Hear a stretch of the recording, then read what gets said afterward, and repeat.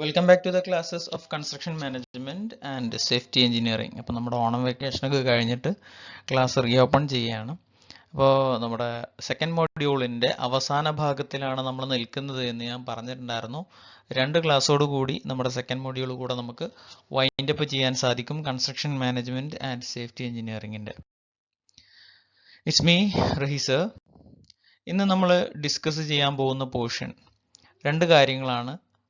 ഒന്ന്, types of establishment. Establishment എന്ന് പറഞ്ഞു കഴിഞ്ഞാൽ ഗവൺമെന്റ് എഞ്ചിനീയറിംഗ് ഡിപ്പാർട്ട്മെന്റുകളിൽ തസ്തികകൾ കൊടുക്കുന്ന അതല്ലെങ്കിൽ ജോലി കൊടുക്കുന്ന രീതികൾക്കാണ് എസ്റ്റാബ്ലിഷ്മെന്റ് എന്ന് പറയാം.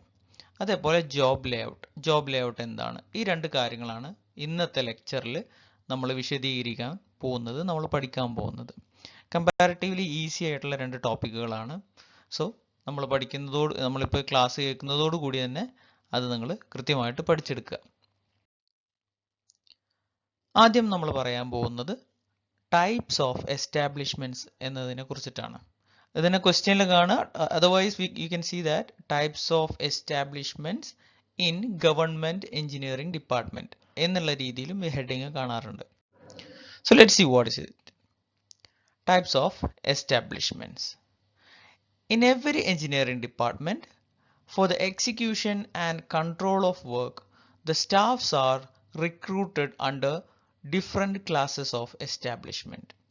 ഗവൺമെന്റ് മേഖലകളിൽ, ഗവൺമെന്റ് ഡിപ്പാർട്ട്മെന്റുകളിൽ അവിടെയുള്ള ഓരോ ജീവനക്കാരെയും റിക്രൂട്ട് ചെയ്യുന്നത്, അവർക്ക് ആ ജോലി നൽകുന്നത് ചില വ്യത്യസ്ത തരത്തിലുള്ള എസ്റ്റാബ്ലിഷ്മെന്റ്സ് രൂപത്തിലാണ്. അവ ഏതൊക്കെയാണ്? ഒന്ന് പെർമനന്റ് ഓർ റെഗുലർ എസ്റ്റാബ്ലിഷ്മെന്റ്, രണ്ടാമത്തത് ടെമ്പററി എസ്റ്റാബ്ലിഷ്മെന്റ്, മൂന്നാമത്തത് വർക്ക് ചാർജ്ഡ് എസ്റ്റാബ്ലിഷ്മെന്റ്. ഈ പേരിൽ തന്നെ അവയുടെ ഡെഫിനിഷൻസും തന്നെയുണ്ട് അല്ലേ? പെർമനന്റ് എന്ന് പറഞ്ഞാൽ എന്താണ്? സ്ഥിരതയുള്ളത്, സ്ഥിര ജീവനക്കാർ. രണ്ടാമത്തത് ടെമ്പററി, താൽക്കാലിക ജീവനക്കാർ. മൂന്നാമത്തത് വർക്ക് ചാർജ്ഡ്, ഒരു പ്രത്യേക ജോലി മാത്രം ഏൽപ്പിച്ചുകൊണ്ടുള്ള ജോലിക്കാർ. 3 കാര്യങ്ങളാണ് നമ്മൾ പറഞ്ഞത്. പെർമനന്റ് ഓർ റെഗുലർ എസ്റ്റാബ്ലിഷ്മെന്റ് സ്ഥിര ജീവനക്കാർ, ടെമ്പററി താൽക്കാലിക ജീവനക്കാർ, ആൻഡ് ടെർഷ്യറി ആയിട്ട് പറഞ്ഞത് വർക്ക് ചാർജ്ഡ് എസ്റ്റാബ്ലിഷ്മെന്റ്സ്, അതായത് ഒരു പെക്യൂലിയർ ജോബിന് വേണ്ടി മാത്രമായിട്ട് ജോലിക്കെടുത്തവർ. അപ്പോൾ ഗവൺമെന്റിന്റെ PWD ഡിപ്പാർട്ട്മെന്റ് ആണെങ്കിലും ഏത് ഡിപ്പാർട്ട്മെന്റ് ആണെങ്കിലും നിങ്ങൾക്ക് അവിടെ ഒരുപാട് ഉദ്യോഗസ്ഥരെ കാണാം അല്ലേ? പല ഉദ്യോഗസ്ഥരുണ്ട്. നമ്മൾ PWD പറഞ്ഞിരുന്നു, പബ്ലിക് വർക്ക് ഡിപ്പാർട്ട്മെന്റ്. അവിടെ ഡിവിഷണൽ എഞ്ചിനീയർ ഉണ്ട്, ഡെപ്യൂട്ടി എക്സിക്യൂട്ടീവ് എഞ്ചിനീയർ ഉണ്ട്, അസിസ്റ്റന്റ് എക്സിക്യൂട്ടീവ് എഞ്ചിനീയർ ഉണ്ട്, എക്സിക്യൂട്ടീവ് എഞ്ചിനീയർ ഉണ്ട്, താഴെ ഓവർസിയർ ഉണ്ട്. അങ്ങനെ ഒരുപാട് തസ്തികകൾ ഉണ്ട്. ഈ തസ്തികകൾക്കെല്ലാം നമുക്ക് അപ്ലൈ ചെയ്യാൻ പറ്റുമല്ലോ. PSC വഴി പരീക്ഷ എഴുതി നമുക്ക് ആ ജോലി കരസ്ഥമാക്കാൻ സാധിക്കും. അപ്പം അങ്ങനെ സ്ഥിരമായിട്ട് നമുക്ക് ഗവൺമെന്റിൽ ഒരു ജോലി കിട്ടും. ഭയങ്കര സെക്യൂരിറ്റിയും നല്ല സാലറി സ്കെയിലും പ്രൊഫൈലും സ്റ്റാറ്റസ് ഉള്ള ജോലിയാണ് ആ സ്ഥിരമായിട്ടുള്ള ഗവൺമെന്റ് നൽകുന്ന ജോലി. അതേപോലെ തന്നെ താൽക്കാലികമായി ഗവൺമെന്റ് ജോലികളിൽ ഏർപ്പെട്ട് നിൽക്കുന്ന ഒരുപാട് ആളുകളെ നമുക്ക് ചുറ്റും കാണാൻ പറ്റും. കുറച്ച് കാലഘട്ടത്തേക്ക് മാത്രമേ ആ ജോലി ഉണ്ടാവുകയുള്ളൂ എന്ന് മാത്രം. അതുപോലെ തന്നെ ആ സ്ഥിരം ജീവനക്കാർക്ക് കിട്ടുന്ന ആനുകൂല്യങ്ങളൊന്നും പലപ്പോഴും ഈ താൽക്കാലിക ജീവനക്കാർക്ക് ലഭിക്കത്തുമില്ല. ആൻഡ് വർക്ക് ചാർജ്ഡ് എസ്റ്റാബ്ലിഷ്മെന്റ്സ് നമുക്ക് പൊതുവെ കാണാറ് കുറവാണ്. ചില പ്രത്യേക സാഹചര്യങ്ങളിൽ മാത്രമേ അവ ഉണ്ടാവാറുള്ളൂ. എക്സാം പോയിന്റ് ഓഫ് വ്യൂ ഒരു വളരെ ഇമ്പോർട്ടൻ്റ് ആയിട്ടുള്ള ഒരു ടോപ്പിക്കാണ് ടൈപ്സ് ഓഫ് എസ്റ്റാബ്ലിഷ്മെന്റ്സ്. ഒട്ടുമിക്ക ക്വസ്റ്റ്യൻ പേപ്പറിലും കണ്ടുവരുന്ന ചോദ്യമാണ്. Which are all the types of establishments that we can see in the engineering departments of the government. ഗവൺമെന്റിന്റെ വ്യത്യസ്ത എഞ്ചിനീയറിംഗ് ഡിപ്പാർട്ട്മെന്റിൽ കാണപ്പെടുന്ന എസ്റ്റാബ്ലിഷ്മെന്റ്സ് ഏതൊക്കെ എന്നുള്ള രീതിയിലാണ് ഈ ക്വസ്റ്റ്യൻ ചോദിക്കുക. അതല്ലെങ്കിൽ 2 മാർക്കിന് what is mean by permanent establishment അല്ലെങ്കിൽ what is mean by temporary establishment എന്നൊക്കെ ചോദിക്കാവുന്നതാണ്. So let's move on to the definition of each types of establishments. First നമ്മൾ പറയുന്നത് പെർമനന്റ് എസ്റ്റാബ്ലിഷ്മെന്റിനെ കുറിച്ചിട്ടാണ്. The engineering department of the government sanctions a number of permanent posts depending on the volume of work they have to encounter. ഗവൺമെന്റിൽ ഒരുപാട് ഡിപ്പാർട്ട്മെന്റുകളുണ്ട്. ആ ഡിപ്പാർട്ട്മെന്റുകൾ ഒരുപാട് ജോലികൾ ഏറ്റെടുക്കുന്ന ആളുകളാണ് അല്ലെ? ഗവൺമെന്റിന്റെ ഭാഗത്തു നിന്നും ഒരുപാട് ടാസ്കുകൾ ചെയ്തു തീർക്കുന്ന ഓരോ ഡിപ്പാർട്ട്മെന്റുകളാണ്. ഇപ്പോൾ നമ്മളെ സിവിൽ എഞ്ചിനീയറിംഗ് ഡിപ്പാർട്ട്മെന്റുകൾ നോക്കുകയാണെന്നുണ്ടെങ്കിൽ ഹാർബർ ഡിപ്പാർട്ട്മെന്റ് ഉണ്ട്, ഇറിഗേഷൻ ഡിപ്പാർട്ട്മെന്റ് ഉണ്ട്, പബ്ലിക് വർക്ക് ഡിപ്പാർട്ട്മെന്റ് ഉണ്ട്, ലോക്കൽ സെൽഫ് ഗവൺമെന്റ് LSGD എന്ന് പറയുന്ന നമ്മുടെ പഞ്ചായത്ത് മുനിസിപ്പാലിറ്റി പോലത്തെ കാര്യങ്ങൾ ചെയ്യുന്ന, തൊഴിലുറപ്പിന്റെ കാര്യങ്ങൾ ചെയ്യുന്ന ഡിപ്പാർട്ട്മെന്റുകളുണ്ട്. അങ്ങനെ അനേകം ഡിപ്പാർട്ട്മെന്റുകളുണ്ട് അല്ലേ? അപ്പോൾ ആ പല ഡിപ്പാർട്ട്മെന്റുകളിലും ഒരുപാട് ജോലികളുണ്ട്. ഇപ്പോൾ പഞ്ചായത്ത് തലത്തിൽ തൊഴിലുറപ്പായാലെങ്കിലും നമ്മുടെ നാട്ടിൽ നടക്കുന്ന ചെറിയ സർവേകളാണെങ്കിലും അങ്ങനത്തെ പരിപാടികൾക്കൊക്കെ LSGDയിൽ നിന്നുള്ള എഞ്ചിനീയറും ഓവർസിയറും ഒക്കെ ആയിരിക്കും നമ്മുടെ കാര്യങ്ങൾ നോക്കാൻ വരിക. അപ്പം അതൊരു ജോലിയാണ്, അത് ഗവൺമെന്റ് ചെയ്യേണ്ട ഒരു ജോലിയാണ്. അതേപോലെ റോഡ് വർക്കുകൾ, പാലം വർക്കുകൾ ചെയ്യുന്ന ജോലികളുണ്ട്. പിന്നെ വാട്ടർ അതോറിറ്റിയുടെ പൈപ്പ് ലൈന് കൊടുക്കുക, വാട്ടർ ടാങ്ക് ഡിസൈൻ ചെയ്യുക, സീവേജ് ട്രീറ്റ്മെന്റ് പ്ലാന്റ് സെറ്റ് ചെയ്യുക എന്ന പോലത്തെ ആ നാടിന്റെ സ്ഥിരമായിട്ടുള്ള ആ ഒരു ഡെവലപ്മെന്റിനും മെയിൻ്റെനൻസിനും വേണ്ടിയിട്ടുള്ള അനേകം കാര്യങ്ങൾ ചെയ്യുന്ന ഡിപ്പാർട്ട്മെന്റുകൾ നമ്മുടെ സർക്കാരിലുണ്ട്. ഈ സർക്കാരിൽ ഒരുപാട് ജോലികളും ചെയ്തു തീർക്കാനുണ്ട്. അപ്പൊ അവർക്ക് ഓരോ ഡിപ്പാർട്ട്മെന്റിലും എത്രത്തോളം ജോലിയുണ്ടോ അതിനനുസരിച്ച് അവിടെ നമ്പർ ഓഫ് പോസ്റ്റുകൾ ഉണ്ട്. ഫോർ എക്സാമ്പിൾ പറയുന്നുണ്ടെങ്കിൽ PWD ഡിപ്പാർട്ട്മെന്റിൽ 3rd ഗ്രേഡ് ഓവർസിയർ ആയിട്ട് ഏകദേശം 1400ഓളം പോസ്റ്റുകളുണ്ട്, തസ്തികകളുണ്ട്. മൊത്തം കേരളത്തിൽ ഓവർസിയർ തലത്തിൽ PWD ഓവർസിയർ തലത്തിൽ 3ാമത്തെ ഗ്രേഡിൽ 1400ഓളം വേക്കൻസി തസ്തികകളുണ്ട്. അപ്പൊ ഈ 1400 ഓവർസിയറുടെ എണ്ണം എങ്ങനെയാണ് ഗവൺമെന്റ് തീരുമാനിച്ചത്? ഈ കേരളം ഒട്ടാകെ PWDയുടെ ജോലി ചെയ്യുന്ന സമയത്ത് 3rd ഗ്രേഡ് തസ്തികകൾ 1400ഓളം ആളുകൾ ഉണ്ടെങ്കിലേ കാര്യങ്ങൾ മുന്നോട്ട് പോവുകയുള്ളൂ എന്നുള്ള കണക്കിന്റെ അടിസ്ഥാനത്തിലാണ് ആ തസ്തികകൾ തീരുമാനിച്ചിട്ടുള്ളത്. അപ്പോൾ നമ്മളിപ്പോൾ ഇവിടെ പറഞ്ഞ ഡെഫിനിഷനിൽ എന്ത് മനസ്സിലാക്കണം? Engineering department of the government sanctions a number of permanent posts depending on the volume of work they have to encounter.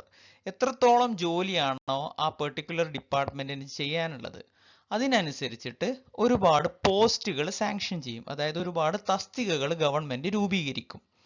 The employees working in such sanctioned permanent post constitutes permanent establishment. ആ സ്ഥിരമായിട്ടുള്ള ജോലികളിൽ, ആ സ്ഥിരമായിട്ടുള്ള തസ്തികകളിൽ ജോലി ചെയ്യുന്ന ആളുകളെ ആണ് നമ്മൾ permanent establishment എന്ന് പറയുന്നത്.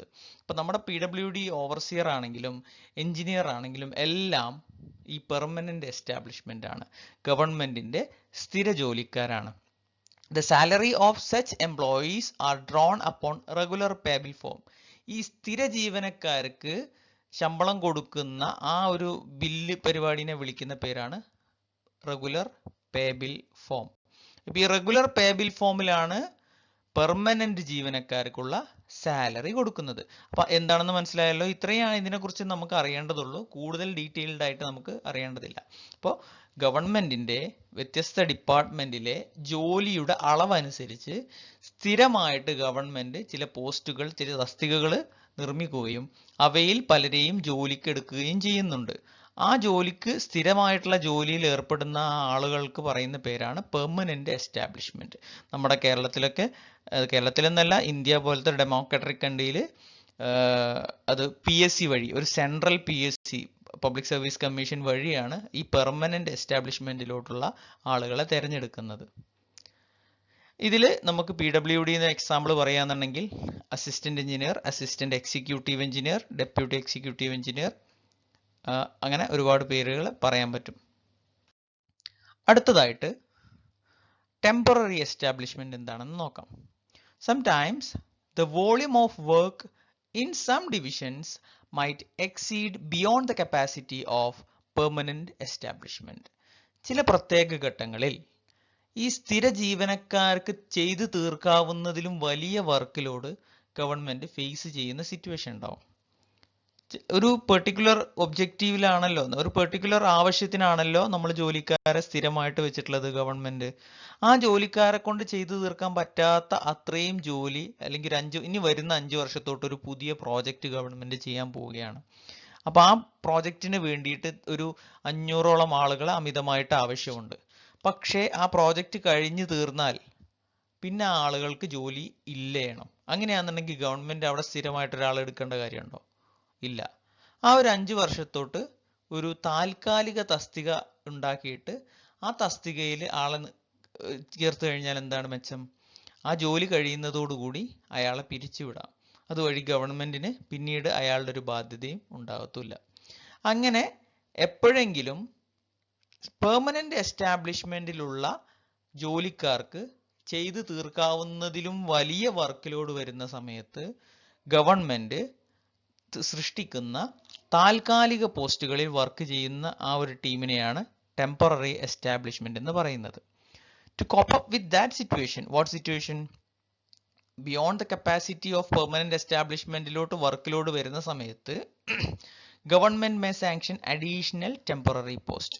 അമിതമായിട്ടുള്ള കുറച്ച് താൽക്കാലിക പോസ്റ്റുകൾ ഗവൺമെന്റ് സാങ്ഷൻ ചെയ്യും, അനുമതി കൊടുക്കും.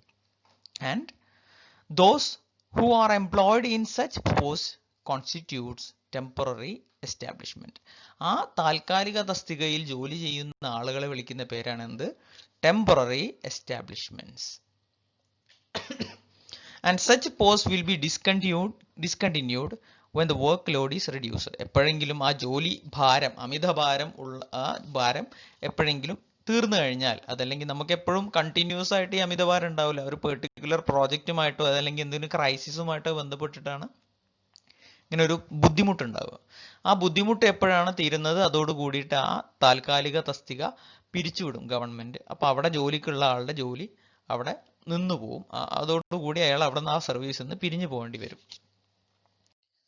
അടുത്തതായിട്ട് നമ്മൾ കാണാൻ പോകുന്ന ഒരു എസ്റ്റാബ്ലിഷ്മെന്റ് ആണ് work charged establishment, which is the third type of establishment in engineering department. During the execution of work, lower level supervisory staffs will be employed for supervision on monthly basis and their pay is charged to their works. Work execute ചെയ്യുന്ന സമയത്ത്, ജോലി നടക്കുന്ന സമയത്ത് ഈ lower ലെവലിൽ job നോക്കാൻ വേണ്ടിയിട്ട് ചില ആളുകളെ നിയമിക്കും. ഒരു കൺസ്ട്രക്ഷൻ പ്രോജക്റ്റ് ആണെന്ന് വിചാരിക്കുക. ഒരു KSRTC ബസ് സ്റ്റാൻഡ് നിർമ്മിക്കുകയാണ്. അപ്പോൾ ആ ബസ് സ്റ്റാൻഡ് നിർമ്മിക്കുന്നത് ഗവൺമെന്റ് നേരിട്ടാണെന്ന് വിചാരിക്കുക. അവിടെ സൂപ്പർവൈസർ ആയിട്ട് തൽക്കാലം പോസ്റ്റ് ചെയ്യാൻ ഗവൺമെന്റിന്റെ കയ്യിൽ ആളില്ല. അതല്ലെങ്കിൽ അത്രയും കൂടുതൽ സ്ഥിര ജീവനക്കാരോ താൽക്കാലിക ജീവനക്കാരോ കയ്യിലില്ല. അപ്പോൾ താൽക്കാലികമായിട്ട് ആ ഒരു കൺസ്ട്രക്ഷൻ പ്രോജക്റ്റ് ഒരു 6 മാസം നിലനിൽക്കത്തുള്ളൂ. ആ ഒരു പ്രോജക്റ്റ് തീരുവോളം അവിടെ ചിലപ്പോൾ ഒരു സെക്യൂരിറ്റി സ്റ്റാഫിന്റെയോ അല്ലെങ്കിൽ അവിടെ വെള്ളം നനച്ചു കൊടുക്കാനുള്ള ഒരാളായിട്ടോ അതല്ലെങ്കിൽ അവിടുത്തെ കൺസ്ട്രക്ഷൻ സൂപ്പർവൈസ് ചെയ്യാനോ ഒക്കെ ഒരാളെ താൽക്കാലികമായിട്ട് ആവശ്യമുണ്ടാവും. അപ്പോൾ ആ ഒരു പെർട്ടിക്കുലർ ജോബിലോട്ട് മാത്രമായിട്ട്, ആ ഒരു KSRTC ബസ് സ്റ്റാൻഡിന്റെ നിർമ്മാണത്തിലോട്ട് മാത്രമായിട്ട് ചില ആളുകളെ നിയമിക്കും. ആ പണി തീരുന്നതോടുകൂടി അയാളുടെ പണിയും തീരും. അങ്ങനത്തെ ഒരു ടൈപ്പ് ഓഫ് പ്രോജക്റ്റിന്, ആ ടൈപ്പ് ഓഫ് എസ്റ്റാബ്ലിഷ്മെന്റ് ആണ് എന്ത്? Work charged establishment. ആ പേരിൽ തന്നെ ഉണ്ട്, ഒരു വർക്കിന്റെ ചാർജ് ഏറ്റെടുക്കാൻ വേണ്ടി മാത്രമായിട്ട് എടുക്കുന്ന എസ്റ്റാബ്ലിഷ്മെന്റ് ആണ് work charged establishment. So their pay is drawn in form of pay bill for work charged establishment. Work charged എസ്റ്റാബ്ലിഷ്മെന്റിനുള്ള പേ ബിൽ എന്നുള്ള രീതിയിലാണ് അവരുടെ സാലറി അവർക്ക് കൊടുക്കുന്നത്. And the amount should not exceed 2.5% of estimated cost provided under petty supervision charges. അതായത് നമ്മൾ ആ construction പ്രോജക്റ്റിന്റെ എസ്റ്റിമേറ്റ് പ്രിപ്പയർ ചെയ്യുന്ന സമയത്ത് തന്നെ ഈ പെറ്റി ചാർജുകളായിട്ട്, സൂപ്പർവൈസറി ചാർജുകളായിട്ട് നമുക്ക് അതിന്റെ 2.5%, ടോട്ടൽ പ്രോജക്റ്റ് കോസ്റ്റിന്റെ 2.5% ഈ വർക്ക് ചാർജ്ഡ് എസ്റ്റാബ്ലിഷ്മെന്റ്സിന് വേണ്ടിയിട്ട് നമ്മൾ ഓൾറെഡി മാറ്റി വെക്കുന്നുണ്ട്. കാരണം ഇത് അത്യാവശ്യമാണ്. എല്ലാ കൺസ്ട്രക്ഷൻ പ്രോജക്റ്റിലും ഈ പെർമനന്റ് സ്റ്റാഫ് തന്നെ എപ്പോഴും ഉണ്ടാവണമെന്ന് നിർബന്ധമില്ലാത്തതുകൊണ്ട് ഈ എസ്റ്റിമേറ്റഡ് കോസ്റ്റിന്റെ ഒരു 2.5% ഓഫ് എമൗണ്ട് ഈ ആളുകൾക്ക് വേണ്ടി, വർക്ക് ചെയ്യുന്ന ആളുകൾക്ക് വേണ്ടി സാലറി കൊടുക്കാൻ വേണ്ടിയിട്ട് മാറ്റി വെക്കുന്നുണ്ട്. അതിൽ നിന്നായിരിക്കും വർക്ക് ചാർജ്ഡ് എസ്റ്റാബ്ലിഷ്മെന്റ്സിൽ വർക്ക് ചെയ്യുന്ന ജോലിക്കാർക്ക് ശമ്പളം കൊടുക്കുന്നത്. And they will not be availed any privileges provided to other forms of establishment. മറ്റ് തസ്തികകളിൽ വർക്ക് ചെയ്യുന്ന, മറ്റ് തസ്തികകൾ എന്ന് പറയുമ്പോൾ പെർമനന്റും ടെമ്പററി ആയിട്ട് വർക്ക് ചെയ്യുന്ന ആളുകൾക്ക് കിട്ടുന്ന യാതൊരു ആനുകൂല്യവും ഈ വർക്ക് ചാർജ്ഡ് എസ്റ്റാബ്ലിഷ്മെന്റ്സിലുള്ള ആളുകൾക്ക് ഉണ്ടാവില്ല. ഒരു എക്സാമ്പിൾ പറയാന്നുണ്ടെങ്കിൽ, ഒരു കൺസ്ട്രക്ഷൻ പ്രോജക്റ്റ് ഏതെങ്കിലും ഉൾഭാഗത്ത് നടക്കുന്നുണ്ട്. ഇപ്പം നമ്മൾ പൊതുവെ ഗവൺമെന്റിന്റെ പ്രോജക്റ്റ് ആയതുകൊണ്ടാണ് ഇങ്ങനെയും പറഞ്ഞത്. സാധാരണ ഒരു കൺസ്ട്രക്ഷൻ പ്രോജക്റ്റ് ഒരു കുറച്ച് ഉൾഭാഗത്ത് നടക്കുന്നുണ്ട്. അപ്പോൾ അവിടേക്ക് ഭക്ഷണം ഒന്നും എത്താൻ ബുദ്ധിമുട്ടാണ്, അല്ലെങ്കിൽ സാധനങ്ങൾ എത്താൻ ബുദ്ധിമുട്ടാണെന്നുണ്ടെങ്കിൽ ആ കൺസ്ട്രക്ഷൻ സൈറ്റിന്റെ തൊട്ടടുത്ത് വീടുള്ള ഒരാളെ, അവിടുത്തെ ഒരു വൃദ്ധരായിട്ടുള്ള ഒരാളുകളോ ജോലി ഇല്ലാത്ത ഒരാളുണ്ടെങ്കിൽ നമ്മൾ അയാളെ ഈ കൺസ്ട്രക്ഷൻ സൈറ്റ് കൊണ്ട് നടക്കാൻ വേണ്ടി ചിലപ്പോൾ അങ്ങോട്ട് ഏൽപ്പിക്കും. ഉച്ചക്ക് ഭക്ഷണം എത്തിച്ചു തരാനും അവർക്ക് ആവശ്യമുള്ള സാധനങ്ങൾ, കറണ്ട് പിന്നെ ആവശ്യമുള്ള സമയത്ത് മോട്ടോർ ഓൺ ചെയ്ത് ടാങ്കിൽ വെള്ളം നിറച്ച് വെക്കാനും, അവിടുത്തെ സെക്യൂരിറ്റി ആയിട്ട് രാത്രിയിൽ അവിടെ വരുന്ന ഇഷ്യൂസ് ഒക്കെ ഒന്ന് സൂപ്പർവൈസ് ചെയ്യാനൊക്കെ നമ്മൾ ഓരോരുത്തരെ ഏൽപ്പിക്കാം. അവർക്ക് അവിടുത്തെ സ്ഥിര ജോലിക്കാരാണെന്ന് ചോദിച്ചു കഴിഞ്ഞാൽ അല്ല, ആ ഒരു പെർട്ടിക്കുലർ ജോലി മാത്രം, ആ ഒരു പെർട്ടിക്കുലർ പ്രോജക്റ്റ് തീരുന്നത് വരെ മാത്രമാണ് അയാൾക്ക് അവിടെ ആ ജോലി ഉണ്ടാവുള്ളൂ. അത് തീരുന്നതോട് കൂടിയിട്ട് അയാൾ അവിടെ നിന്ന് ടെർമിനേറ്റഡ് ആവും ഓട്ടോമാറ്റിക്കലി. അയാൾക്ക് മുന്നോട്ട് പോകാനുള്ള യാതൊരു അവകാശങ്ങളോ ഈ ജോലി കണ്ടിന്യൂ ചെയ്തു തരണമെന്ന് ചോദിക്കാനുള്ള യാതൊരു അവകാശമോ ആനുകൂല്യങ്ങളോ അയാൾക്ക് കിട്ടത്തില്ല. അങ്ങനെ ഒരു പെർട്ടിക്കുലർ ജോലിയിലോട്ട് മാത്രമായിട്ട് താൽക്കാലികമായിട്ട് ആളുകളെ നിയമിക്കുന്നതിൻ്റെ ആ രീതിക്കാണ് വർക്ക് ചാർജ് എസ്റ്റാബ്ലിഷ്മെന്റ് എന്ന് പറയാം. ആ ആളുകൾക്ക് എടുക്കുന്ന സാലറി നമ്മൾ ഓൾറെഡി എസ്റ്റിമേറ്റ് ചെയ്യുന്ന ടോട്ടൽ കോസ്റ്റിന്റെ 2.5% അതിനു വേണ്ടി മാറ്റി വെക്കുന്നതാണ്. ആൻഡ് ആ 2.5% അത് കൂടാതെ നോക്കണമെന്നും പ്രത്യേകം ശ്രദ്ധിക്കണം. ആൻഡ് അങ്ങനെ ഒരാളെ നിയമിക്കുന്നതിന്, അതുകൊണ്ട് നിയമിക്കുന്നത് കൊണ്ട് ബെനിഫിറ്റ് ഉണ്ടെന്ന് നമ്മൾ വെരിഫൈ ചെയ്യുകയും വേണം. വെറുതെ ആളുകളെ പിടിച്ചിട്ട് ഇങ്ങനെ തസ്തികകൾ നിയമിച്ചു കഴിഞ്ഞാൽ ടോട്ടൽ പ്രോജക്റ്റ് നഷ്ടത്തിലായിരിക്കും എൻഡ് അപ്പ് ചെയ്യുക. മേസ്തിരി, കലാസീസ്, ഗാങ്മാൻ എക്സെട്ര ഇങ്ങനെ ജോലിക്ക് എടുക്കാറുണ്ട്. മേസ്തിരികളെയും പിന്നെ കലാസികളെയും ഈ സാധനങ്ങൾ മറിച്ച് പൊക്കി കയറ്റി വെക്കാനും പിന്നെ ചുമടെടുക്കാനും ചുമട് ഇറക്കി വെക്കാനും വസ്തുക്കൾ അങ്ങോട്ടും ഇങ്ങോട്ടും എടുത്തു വെക്കാനൊക്കെ ഉള്ള ജോലിക്കായിട്ട് നമ്മൾ ഇങ്ങനത്തെ ആളുകളെ ഏൽപ്പിക്കാറുണ്ട്. ഈ രീതിയിൽ എസ്റ്റാബ്ലിഷ്മെന്റ് എടുക്കാറുണ്ട്. ഇനിയൊരു സ്പെഷ്യൽ ടൈപ്പ് അല്ല, നമ്മൾ ദിവസം കാണുന്നതാണ് daily wage labour or casual labour, ദിവസവേതന ജോലിക്കാർ. അതെന്താ സംഭവം? അപ്പൊ നമ്മൾ ഈ പറഞ്ഞ 3 എസ്റ്റാബ്ലിഷ്മെന്റ്സിലും ഈ ഡെയിലി വേജ് പെടൂല. നമ്മൾ എസ്റ്റാബ്ലിഷ്മെന്റ്സ് എന്ന് പറഞ്ഞ് എക്സാമിന് ചോദിച്ചു കഴിഞ്ഞാൽ നമ്മൾ പറയേണ്ടത് ആദ്യത്തെ 3 എണ്ണമാണ്. ഡെയിലി വേജ് ലേബർ എസ്റ്റാബ്ലിഷ്മെന്റ്സിൽ പെടൂല. They are employed for departmental execution of work. Daily wage ലേബറിനെ നമ്മൾ ഡിപ്പാർട്ട്മെന്റൽ എക്സിക്യൂഷൻ ഓഫ് വർക്കിന് വേണ്ടിയിട്ടാണ് നിയമിക്കുന്നത്. എന്താണ് ഡിപ്പാർട്ട്മെന്റൽ എക്സിക്യൂഷൻ ഓഫ് വർക്ക്? സാധാരണ ഗവൺമെന്റ് വർക്കുകളെല്ലാം ടെൻഡർ വഴി പുറത്ത് കോൺട്രാക്ടർമാരെ ഏൽപ്പിക്കാറാണ്. ചില പ്രത്യേക ഘട്ടങ്ങളിൽ പെട്ടെന്ന് പ്രോജക്റ്റ് തീർക്കുകയോ അല്ലെങ്കിൽ ഒരു ടെൻഡർ വിളിക്കാനുള്ള സമയ ലഭ്യത ഇല്ലാതാവുകയോ, അതല്ല സുപ്രീം ക്വാളിറ്റിയിൽ ഫൈൻ ഫിനിഷിൽ വർക്ക് തീരണം, അതുകൊണ്ട് ഗവൺമെന്റിന്റെ എഞ്ചിനീയേഴ്സ് നേരിട്ട് തന്നെ സൂപ്പർവൈസ് ചെയ്ത് നടത്തുന്ന ഒരു പ്രോജക്റ്റ് ആണ് ആവശ്യമെങ്കിലോ അവിടെ പണി ചെയ്യാനുള്ള ആളുകൾ ആവശ്യമുണ്ട്, അല്ലേ? ഗവൺമെന്റ് ഏതെങ്കിലും PWDയിൽ മേസ്തിരിമാരെയും ഹെൽപ്പർമാരെയും സ്ഥിരം ജോലിക്ക് നിർത്താറുണ്ടോ? ഇല്ല. അപ്പൊ ഗവൺമെന്റ് ഡയറക്റ്റ് വർക്ക് ഏറ്റെടുക്കുക എന്നുണ്ടെങ്കിൽ അവിടെ ജോലിക്ക് ആൾ ആവശ്യമുണ്ട്. ആ ജോലി ചെയ്യാൻ വേണ്ടിയിട്ട് ദിവസവേതനത്തിന് ആളുകളെ കരാറിൽ ഏർപ്പെടുന്ന രീതിയാണ് ഡെയിലി വേജ് ലേബർ. ആൻഡ് അവരെ എസ്പെഷ്യലി ഡിപ്പാർട്ട്മെന്റൽ എക്സിക്യൂഷൻ ഓഫ് വർക്കിലാണ് നമുക്ക് ആവശ്യം വരുന്നത്. ഇത് ഗവൺമെന്റിന്റെ പ്രോജക്റ്റ് പറയുമ്പോഴാണ് ഡിപ്പാർട്ട്മെന്റൽ എക്സിക്യൂഷൻ ഓഫ് വർക്ക് എന്ന് പറയുന്നത്. അല്ലാത്ത പ്രൈവറ്റിൽ ഇഷ്ടം പോലെ ഈ ഡെയിലി വേജ് ലേബേഴ്സിനെ കാണാം. ഈ സ്കിൽഡ് അല്ലാത്ത ലേബേഴ്സാണ് ഒരുവിധം ഡെയിലി വേജ് ലേബറിൽ പോവുക. അതായത് ഹെൽപ്പർ പോസ്റ്റിലുള്ളവരും സഹായികളായിട്ട് പോകുന്നവരൊക്കെ ഡെയിലി വേജ് ലേബേഴ്സ് ആയിട്ടായിരിക്കും കൺസിഡർ ചെയ്യുക. And their payment is done based on their attendance marked in the muster roll. Muster roll എന്ന് പറഞ്ഞാൽ എന്താണ്? കേട്ടിട്ടുണ്ടോ? നിങ്ങളുടെ അറ്റൻഡൻസിന്റെ പുസ്തകം കണ്ടിട്ടുണ്ടായിരുന്നോ? രാവിലെ വരുന്ന അറ്റൻഡൻസ് മാർക്ക് ചെയ്യുന്ന ഒരു പുസ്തകം ഉണ്ടല്ലോ, ഒരു രജിസ്റ്റർ, സ്റ്റുഡൻസ് അറ്റൻഡൻസ് രജിസ്റ്റർ. അപ്പൊ അത് നമ്മൾ ഈ ബുക്ക് സ്റ്റാളിലൊക്കെ പോയി വാങ്ങിക്കുമ്പോൾ അതിന്റെ പുറത്ത് എഴുതിയിട്ടുണ്ടാവും മസ്റ്റർ റോൾ. മസ്റ്റർ റോൾ എന്ന് പറഞ്ഞു കഴിഞ്ഞാൽ ഒരാളുടെ അറ്റൻഡൻസ് കാണിക്കുന്ന രേഖ എന്നുള്ളൊരു അർത്ഥത്തിലാണ് മസ്റ്റർ റോൾ എന്ന് ഉപയോഗിക്കുന്നത്. അപ്പോൾ ഡെയിലി വേജ് ലേബർക്ക് ശമ്പളം കിട്ടുന്നത് എങ്ങനെയാണ്? അയാള് മസ്റ്റർ റോളിൽ അയാൾ വന്നിട്ടുണ്ടോ ഇല്ലേ എന്ന് മസ്റ്റർ റോളിൽ രേഖപ്പെടുത്തിയതിന്റെ അടിസ്ഥാനത്തിലായിരിക്കും അയാൾക്ക് സാലറി കിട്ടുക. അതായത് എന്നും ദിവസവേതനം എന്ന് പറയുമ്പോൾ ഓരോ ദിവസവും ശമ്പളം കിട്ടൂല. അയാൾ എത്ര ദിവസം വന്നു എന്ന് മസ്റ്റർ റോളിലെ രേഖ വെച്ച് കണക്കാക്കി അയാൾ ചെയ്ത പണിക്ക് അനുസൃതമായിട്ടുള്ള ഒരു കാശായിരിക്കും അയാൾക്ക്. ചിലപ്പോൾ വീക്കിലി ആയിരിക്കാം, ചിലപ്പോൾ 2 വീക്കിനായിരിക്കും, ചിലപ്പോൾ മന്ത്ലി ആയിരിക്കും അയാൾക്ക് അയാളുടെ പേയ്മെന്റ് കിട്ടുന്നത്. And they are charged directly to the work. ഒരു പെർട്ടിക്കുലർ വർക്കിലോട്ട് ഡയറക്റ്റ് ആയിട്ട് അവർ എടുക്കുകയായിരിക്കും, അല്ലാതെ ടോട്ടൽ പ്രോജക്റ്റ് ടോട്ടൽ കരാറിലോട്ടൊന്നും ആയിരിക്കില്ല ഈ ഡെയിലി വേജ് ലേബർ എടുക്കുക. And they are employed when required and there is no obligation on continued employment. അവരെ എപ്പോഴാണോ ആവശ്യം അപ്പോൾ അങ്ങോട്ട് എടുക്കും. ആൻഡ് പണി തീരുന്നതോടുകൂടി there is no obligation of continued employment. സ്ഥിരമായിട്ട് അയാൾക്ക് എന്നും പണി തരാം. അതല്ലെങ്കിൽ ഇപ്പൊ 4 ദിവസം അയാളെ ഹെൽപ്പറായിട്ട് വിളിച്ചു, അടുത്ത ദിവസം ഇയാളെ താല്പര്യമില്ല എന്ന് കണ്ടു കഴിഞ്ഞാൽ ഇയാളെ പിരിച്ചുവിടാം, ഇയാളെ നാളെ തൊട്ട് ഈ പണിക്ക് വരണ്ടെന്ന് അയാളോട് പറയാം. അത്രയേ ഉള്ളൂ. ഒരു ഒബ്ലിഗേഷനും ഇല്ല എന്ത് കണ്ടിന്യൂസ് ആയിട്ട് ജോലി കൊടുക്കുമെന്ന് യാതൊരു ഒബ്ലിഗേഷനും ഇല്ലാത്ത രീതിയാണ് ഡെയിലി വേജ് ലേബർ. അയാൾ ആവശ്യം വരുമ്പോൾ അയാളെ വിളിക്കും, അയാൾ ആവശ്യമില്ലെങ്കിൽ അയാളെ ഒഴിവാക്കുകയും ചെയ്യും. And there are no entitles to any privileges such as leave, traveling allowance, etc. ഇങ്ങനെ ജോലി ചെയ്യുന്ന ആളുകൾക്ക് ഈ യാത്ര ചെയ്ത് സൈറ്റിലോട്ട് വരാനുള്ള സഹായമോ അയാൾക്ക് ഒരു ലീവോ അയാൾക്ക് കൊടുക്കില്ല. അതായത് സ്ഥിരമായിട്ട് ജോലിക്ക് വരുന്ന, അതായത് പെർമനന്റ് എസ്റ്റാബ്ലിഷ്മെന്റ്സിലുള്ള ആളുകൾക്ക് ഒരു മാസത്തിൽ ഇത്ര ലീവ് എന്നോ അല്ലെങ്കിൽ ഒരു വർഷം ഇത്ര ലീവ് എന്നോ അങ്ങനെ ഒരു ഹോളിഡേ എന്നോ ഒക്കെ ഒരു കണക്കുണ്ട്. അതൊക്കെ അയാൾക്ക് എടുത്തു കഴിഞ്ഞാലും അയാൾക്ക് അയാളുടെ പേയ്മെന്റ് കൃത്യമായിട്ട് കിട്ടും.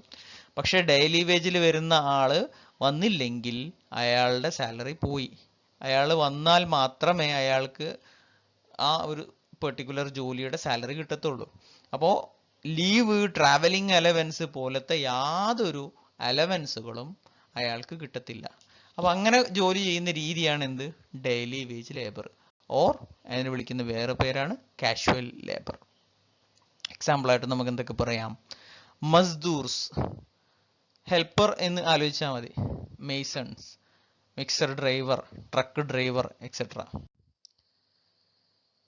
ഇനി nominal muster roll, NMR. Questions പലപ്പോഴായിട്ട് ക്വസ്റ്റ്യൻ പേപ്പറിൽ പ്രീവിയസ് ആയിട്ട് കണ്ടിട്ടുള്ള സാധനമാണ് മസ്റ്റർ റോൾ. മസ്റ്റർ റോൾ എന്താണെന്ന് ഇപ്പോൾ തൊട്ട് മുമ്പ് ഒന്ന് പറഞ്ഞു. എന്ത്? ദിവസവേതനത്തിൽ വർക്ക് ചെയ്യുന്ന ഡെയിലി വേജ് ലേബേഴ്സിന്റെ അറ്റൻഡൻസും മറ്റ് രേഖകളും എഴുതി വെക്കുന്ന പുസ്തകമാണ് എന്ത് നോമിനൽ മസ്റ്റർ റോൾ. ഇപ്പൊ നമ്മൾ തൊട്ട് മുന്നേ പറഞ്ഞല്ലോ മസ്റ്റർ റോൾ നോക്കിയിട്ടാണ് അയാളുടെ സാലറി കൊടുക്കുക എന്ന്. Okay, it is the record of attendance of daily labours, the amount payable to them and the work completed by them. അപ്പൊ അതൊരു ഡെയിലി റെക്കോർഡാണ്, ദിവസവും എൻ്റർ ചെയ്തുകൊണ്ടിരിക്കുന്ന റെക്കോർഡാണ് ഇത് നോമിനൽ മസ്റ്റർ റോൾ. അപ്പൊ നിങ്ങൾ കോളേജിൽ വരുന്ന സമയത്ത് നിങ്ങളുടെ അറ്റൻഡൻസ് എഴുതുന്ന പുസ്തകമായിട്ട് നിങ്ങൾ ഈ നോമിനൽ മസ്റ്റർ റോളിനെ ഒന്ന് കരുതുക. അപ്പൊ നിങ്ങൾ കുറെ പണിക്ക് വേണ്ടിയിട്ടാണ് കോളേജിൽ വരുന്നതെന്ന് ആലോചിച്ച് നോക്കുക. അപ്പൊ നിങ്ങൾ കോളേജിൽ രാവിലെ പിന്നെ ചട്ടിയും കലവും പിന്നെ ചട്ടകവും ഒക്കെ എടുത്തിട്ട് കോളേജിൽ വരികയാണ്. അപ്പൊ നിങ്ങൾ വന്നു എന്നതിൽ എവിടെയാണ് രേഖപ്പെടുത്തുക? നോമിനൽ മസ്റ്റർ റോൾ എന്നുള്ള പുസ്തകത്തിലാണ് രേഖപ്പെടുത്തുക. And it is the record of attendance, അത് നിങ്ങളുടെ ഹാജർ രേഖപ്പെടുത്തുന്ന പുസ്തകമാണ്. And amount payable to them, നിങ്ങൾക്ക് എത്ര രൂപ കിട്ടാനുണ്ട് എന്ന് രേഖപ്പെടുത്തുന്ന ഏത് പുസ്തകത്തിലാണ്? നോമിനൽ മസ്റ്റർ റോളിലാണ്. And the work completed by them, എന്തൊക്കെ പണികളാണ് നിങ്ങൾ ചെയ്തു തീർത്തത് എന്നും രേഖപ്പെടുത്തുന്നത് നോമിനൽ മസ്റ്റർ റോളിലാണ്. അപ്പൊ ഒരു സ്റ്റുഡന്റിന്റെ പെർസ്പെക്റ്റീവിൽ നോക്കുകയാണെങ്കിൽ സ്റ്റുഡന്റ് ക്ലാസ്സിൽ വന്നോ ഇല്ലയോ, അവൻ അസൈൻമെന്റ്സ് എഴുതി തീർത്തോ ഇല്ലയോ, അവൻ എത്ര മാർക്ക് കിട്ടാനുണ്ട് എന്നുള്ളതൊക്കെ രേഖപ്പെടുത്തുന്ന ഒരു പുസ്തകമാണ് നോമിനൽ മസ്റ്റർ റോൾ എന്ന് പറയാം. ഒരു ജോലിക്കാരന്റെ ജോലി എന്തായിരുന്നെന്നും അയാൾക്ക് എത്ര രൂപ കിട്ടാനുണ്ടെന്നും അയാൾ ഏതൊക്കെ ദിവസം വന്നു എന്നും കാണിക്കുന്ന രേഖയാണെന്ത് nominal muster roll. The section officer or his assistant will mark it in the NMR. ഈ നോമിനൽ മസ്റ്റർ റോൾ ഫില്ല് ചെയ്യുന്നത് ആരാണ്? നിങ്ങളുടെ ക്ലാസ് ടീച്ചറാണ് നിങ്ങളുടെ ക്ലാസ്സിലെ അറ്റൻഡൻസ് എടുക്കുന്നതും നിങ്ങളുടെ മാർക്കിന്റെ കാര്യങ്ങളും നിങ്ങളുടെ അറ്റൻഡൻസിന്റെ കാര്യങ്ങളൊക്കെ നോക്കുന്നത്.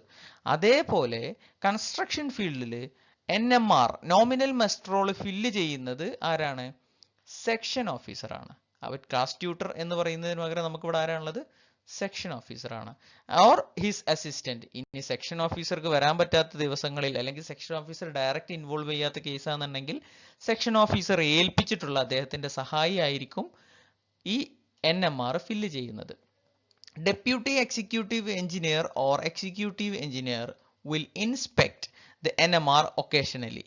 ഇടയ്ക്കിടക്ക് മുകളിലെ മേലുദ്യോഗസ്ഥനായിട്ടുള്ള ഹെഡ് ഓഫ് ഡിപ്പാർട്ട്മെന്റോ പ്രിൻസിപ്പാളോ വന്നിട്ട് നിങ്ങളുടെ രജിസ്റ്റർ ചെക്ക് ചെയ്യും എന്ന് പറയുന്ന പോലെ കൺസ്ട്രക്ഷൻ ഫീൽഡിൽ സെക്ഷൻ ഓഫീസർ എഴുതിയ നോമിനൽ മസ്റ്റർ റോൾ പരിശോധിക്കാനായിട്ട് സെക്ഷൻ ഓഫീസറിന്റെ മേലധികാരിയായിട്ടുള്ള ഡെപ്യൂട്ടി എക്സിക്യൂട്ടീവ് എഞ്ചിനീയറോ ഇടക്ക് വന്നിട്ട് ഈ രജിസ്റ്റർ ഒക്കെ ഒന്ന് പരിശോധിക്കാവുന്നതാണ്. അതിനെ നമുക്കൊരു ഇൻസ്പെക്ഷൻ, പീരിയോഡിക്കൽ ഇൻസ്പെക്ഷൻ എന്ന് പറയാം. And the payment are done as per the NMR periodically and then NMR is closed. ഈ നോമിനൽ മസ്റ്റർ റോളിൽ എന്തൊക്കെയാണോ രേഖപ്പെടുത്തിയത്, എന്തൊക്കെ പണികൾ ഇവൻ ചെയ്തു എന്നും അയാൾക്ക് ഇത്ര രൂപ കിട്ടാനുണ്ടെന്നൊക്കെയുള്ള എഴുതിയ രേഖകൾക്ക് അനുസരിച്ചിട്ട് ആ ജോലിക്കാരന് ഫണ്ട് പാസ്സാവും. ആൻഡ് അയാൾക്ക് ഫണ്ട് പാസ്സാവുന്നതോടു കൂടി ആ NMR അവിടെ ക്ലോസ് ചെയ്തു അല്ലേ. ഒരാൾക്ക് കാശ് ഒരു 20,000 രൂപ ഒരു ദിവസ വേതനക്കാരന് കിട്ടാനുണ്ടെന്നൊക്കെ അതിലുണ്ട്.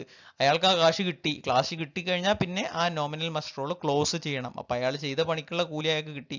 ഇനി അത് ഓപ്പൺ ആയി കിടന്നു കഴിഞ്ഞാൽ അയാൾക്ക് വീണ്ടും ഫണ്ട് പാസ്സാക്കി കൂടായില്ല. അപ്പം അങ്ങനെ ഒരു പ്രശ്നം ഒഴിവാക്കാൻ വേണ്ടിയിട്ട് എപ്പോഴാണോ NMR എഴുതിയിട്ടുള്ള പേയ്മെന്റ് കംപ്ലീറ്റ് ചെയ്യുന്നത് അതോടുകൂടി NMR ക്ലോസ് ചെയ്യണം. നോമിനൽ മസ്റ്റർ റോളിന്റെ ഫോർമാറ്റ് എന്താണെന്ന് ചില ക്വസ്റ്റ്യൻ പേപ്പറിൽ കണ്ടിട്ടുണ്ട്. അപ്പോൾ അത് എന്താണെന്നൊന്ന് ജസ്റ്റ് നോക്കാം.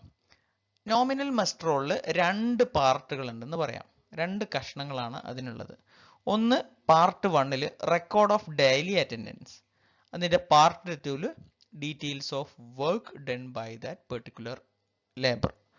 അപ്പോൾ ഒരു ജോലിക്കാരന്റെ ദിവസ ഹാജർ കാണിക്കുന്ന ഭാഗം ഒന്നാമത്തെ ഭാഗവും അയാൾ ചെയ്ത വർക്കിന്റെ ഡീറ്റെയിൽസ് കൊടുക്കുന്നത് രണ്ടാമത്തെ ഭാഗവുമാണ്. അതെന്തൊക്കെയാണ്? പാർട്ട് 1 എന്തൊക്കെയാണ് അവിടെ കൊടുക്കുന്നു എന്ന് നമുക്കൊന്ന് വായിച്ചു നോക്കാം. Part 1 consist of columns and spaces. ഒരു രജിസ്റ്റർ ആണല്ലോ, അപ്പൊ അതിൽ കുറെ കോളങ്ങളും കുറെ കള്ളികളൊക്കെ ഉണ്ടാവും. അതിൽ എന്തൊക്കെയാണ് രേഖപ്പെടുത്താനുള്ളത്? To mark the name of labour, ആ ജോലിക്കാരന്റെ പേര്, ഡെസിഗ്നേഷൻ, അയാൾ എന്ത് പണി ചെയ്യുന്നു, അയാളുടെ അവിടുത്തെ സ്ഥാനം എന്ത്, ആൻഡ് ഫാദേഴ്സ് നെയിം, അത് അയാളുടെ അഡ്രസ്സിന്റെ ഒരു ബദലായിട്ട് കൊടുക്കുന്നതാണ്. അയാൾ സൺ ഓഫ് ഇന്നൊരാൾ എന്നുള്ളൊരു പേര് കൊടുത്തിട്ടുണ്ടാവും.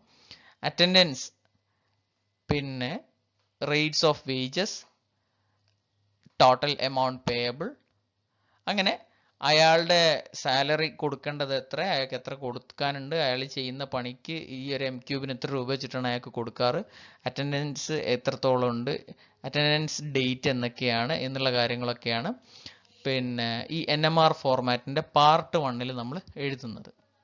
അത് total amount of muster, signature of person preparing the muster roll, verifying the roll for payment are marked in this part. അതായത് NMR പ്രകാരം അയാൾക്ക് കാശ് കിട്ടുന്ന സമയത്ത് ആ NMR എഴുതിയ ആളാരാണെന്നും അത് വെരിഫൈ ചെയ്ത ആളാരാണെന്നും അവിടെ എഴുതി സൈൻ ചെയ്യേണ്ടത് അത്യാവശ്യമാണ്. നോമിനൽ മസ്റ്റർ റോളിന്റെ പാർട്ട് 1 എന്തൊക്കെ അയാളുടെ രേഖകളുണ്ട്, അയാൾ ആരാണ്, അയാളുടെ അച്ഛന്റെ പേരെന്ത്, അയാൾ അറ്റൻഡൻസ് വന്ന ഡേറ്റുകൾ ഏതൊക്കെ, അയാൾക്ക് എത്ര കൊടുക്കാനുണ്ട്, അയാൾക്ക് കിട്ടുന്ന തോത് എത്രയാണ്, എന്നിട്ട് അതിന് പുറമെ അതിൽ 3 കാര്യങ്ങളും കൂടെ പറഞ്ഞെന്താണ്, എത്ര എമൗണ്ട് അയാളുടെ മസ്റ്റർ ഉണ്ട്, ആരാണ് ഈ മസ്റ്റർ റോൾ പ്രിപ്പയർ ചെയ്തത്, അതായത് സെക്ഷൻ ഓഫീസർ ആയിരിക്കും, ആൻഡ് വെരിഫൈ ചെയ്തത് എക്സിക്യൂട്ടീവ് എഞ്ചിനീയർ ആണെങ്കിൽ അയാൾ, ഇവരൊക്കെ ഈ പാർട്ട് 1 സൈൻ ചെയ്യുന്നത്. ഓക്കെ, സിഗ്നേച്ചർ കൊടുക്കുന്നത് പാർട്ട് 1 ഡീറ്റെയിൽസ് ഓഫ് വർക്ക് ആണ് പാർട്ട് 2 നമ്മൾ പറഞ്ഞിട്ടുണ്ടായിരുന്നു. It contains the record of name of work. ഏത് ജോലിയിലാണ്, ഇപ്പൊ കൊച്ചി മെട്രോ പ്രോജക്റ്റിലാണ് ഇയാൾ വർക്ക് ചെയ്യുന്നതെങ്കിൽ പാർട്ട് 2 എഴുതിയിട്ടുണ്ടാവും കൊച്ചി മെട്രോ പ്രോജക്റ്റ്, അതാണ് നെയിം ഓഫ് വർക്ക് എന്നുകൊണ്ട് ഉദ്ദേശിച്ചത്. ടൈപ്പ് ഓഫ് ജോബ് എക്സിക്യൂട്ടഡ്, അയാൾ അവിടെ ചെയ്യുന്ന പണി എന്താണ്, അവിടെ അയാൾ മെയ്സൺ ആണെങ്കിൽ മെയ്സൺ എന്ന് എഴുതും, അല്ലെങ്കിൽ ഹെൽപ്പർ ആണെങ്കിൽ ഹെൽപ്പർ എന്ന് എഴുതും. അതല്ലെങ്കിൽ ഇനി വല്ല വേറെ എന്തെങ്കിലും പെർട്ടിക്കുലർ വർക്കിന്റെ ആളാണെന്നുണ്ടെങ്കിൽ അയാളുടെ ജോബ് എന്താണ്, അയാൾ ഏത് ജോബാണ് അയാൾ എക്സിക്യൂട്ട് ചെയ്യുന്നത്, അത് പാർട്ട് 2 രേഖപ്പെടുത്തും. Measurements and quantities of items, അയാൾ എന്തൊക്കെ പണിയെടുത്തു അതിന്റെ കൃത്യമായ അളവുകളും അതിന്റെ ടോട്ടൽ എത്ര വോളിയം ഓഫ് വർക്ക് അയാൾ കംപ്ലീറ്റ് ചെയ്തു എന്നൊക്കെ പാർട്ട് 2 കാണിക്കുക. The cross reference to the measurement book is furnished in this part. അപ്പോൾ ഈ നോമിനൽ മസ്റ്റർ റോൾ എഴുതുന്ന സമയത്ത് തന്നെ അയാൾ ചെയ്ത പണി രേഖപ്പെടുത്തിയ ഒരു പുസ്തകമുണ്ട്. ഏതാണത്? ബുക്ക്, ഓർമ്മയുണ്ടോ? Measurement book. ഈ മെഷർമെന്റ് ബുക്കിലെ എത്രാമത്തെ പേജിൽ എത്രാമത്തെ കള്ളിയിലാണ് ഇയാൾ ഈ ചെയ്ത പണിനെ കുറിച്ചിട്ട് പരാമർശിക്കുന്നത് എന്ന് നോമിനൽ മസ്റ്റർ റോളിൽ കൃത്യമായിട്ട് എഴുതിയിട്ടുണ്ടാവണം. അടുത്തതായിട്ട് നമ്മൾ പറയാൻ പോകുന്നത് ജോബ് ലേഔട്ട് ആണ്. അപ്പൊ ഞാൻ ഇതിന് തൊട്ട് മുമ്പ് പറഞ്ഞതൊന്ന് കൺക്ലൂഡ് ചെയ്യാം. എന്തൊക്കെയായിരുന്നു നമ്മൾ പറഞ്ഞത്? എസ്റ്റാബ്ലിഷ്മെന്റ്സ് എന്തൊക്കെയാണ്? സ്ഥിര ജോലിയുണ്ട്, താൽക്കാലിക ജോലിയുണ്ട്, പിന്നെ ഡെയിലി വേജ് ഉണ്ട്, വർക്ക് ചാർജഡ് എസ്റ്റാബ്ലിഷ്മെന്റ്സ് ഉണ്ട്. നോമിനൽ മസ്റ്റ് റോൾ എന്ന് പറഞ്ഞാൽ എന്താണ്? അതിന്റെ ഫോർമാറ്റ് എന്താണ്? അത് എഴുതുന്ന ആളാരാണ്? അതിന് എത്ര ഭാഗങ്ങളുണ്ട്? ആ ഒന്നാമത്തെ ഭാഗത്തിൽ എന്തൊക്കെയാണ് രേഖപ്പെടുത്തുന്നത്? രണ്ടാമത്തെ ഭാഗത്തിൽ എന്തൊക്കെയാണ് രേഖപ്പെടുത്തുന്നത്? ഇത്രയും കാര്യങ്ങളൊക്കെയാണ് ബ്രീഫായിട്ട് നമ്മൾ പറഞ്ഞത്.